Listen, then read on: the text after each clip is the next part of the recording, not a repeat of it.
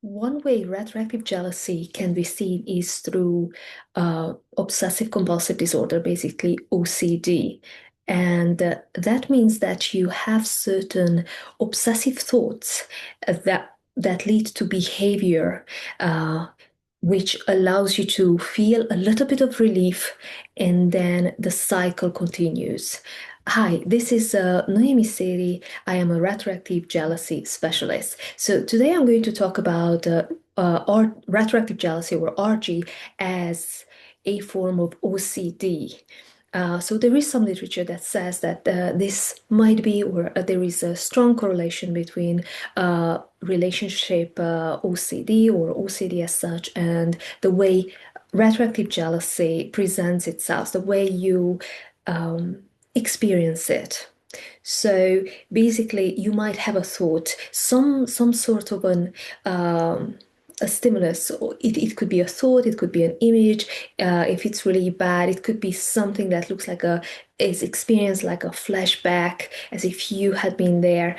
And this is often so incredibly powerful that it leads to anxiety, it leads to fear, which then leads to certain compulsive behavior, such as asking a lot of questions from your partner or starting to look at things like old images or stalking the exes or your partner on social media. Basically, some sort of a behavior that you probably have done before that allows you to feel some sort of relief after a while, and then kind of the circle continues. So you might actually find a relief, another day comes, and then you're back to the same place. So one of the problems with this is that this is not a solution. So these behaviors do not solve. They actually just allow the cycle to just go on forever until you might actually conclude that this is who you are, this is how relationships are, this is your reality, your present and future. And I want to tell you that that's not the case. Basically, you can actually change the way you think, you can actually change the way you perceive things and eliminate these patterns from your life.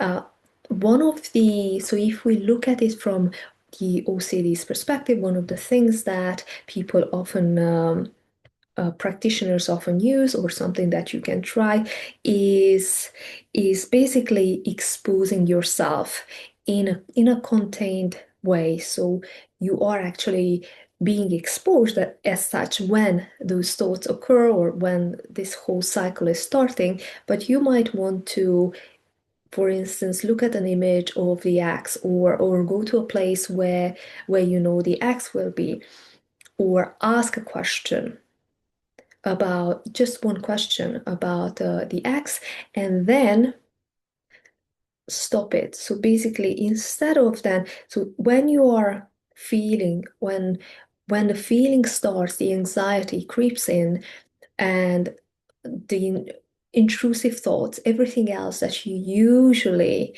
uh, the usual responses to this initial thought or initial stimulus.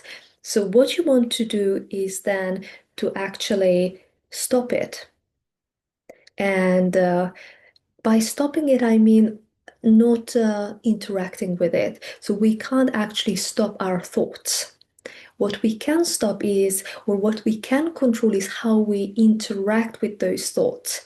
So I might have a thought and just let it pass, or I might have a thought and really start ruminating, start thinking about it, questioning it,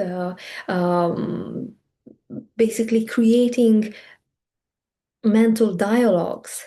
And so instead, you might say, okay, I hear you. You hear that thought, and not actually going on and doing those behaviors. So what you're actually learning here is to stay with that discomfort that presents itself. Now, there are some things that can help you, such as, for instance, If you are more inclined to freeze up, you might want to introduce some movement, some gentle movement.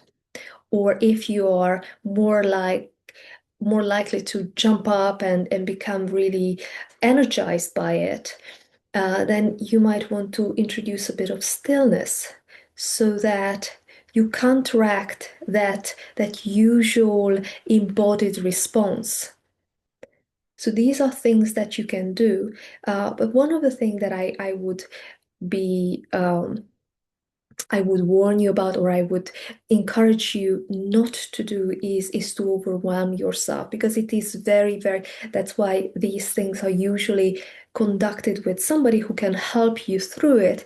But one thing that you really want to do is not overwhelm yourself, because once we are overwhelmed, we are not able to actually respond in any different way than what our pattern is. And this is one thing that you want. You want to disrupt an existing pattern rather than do it again. Because what we are doing when we are talking about patterns, we are basically conditioning ourselves. We are learning, we're teaching ourselves how to behave. And the more we do it, the more automatic it becomes. And what you want is to break this automaticity, or this automatic way of doing things, and to introduce something different. And one way of doing it is basically being able to stay with that discomfort and not going into those patterns. And the best way to do it is to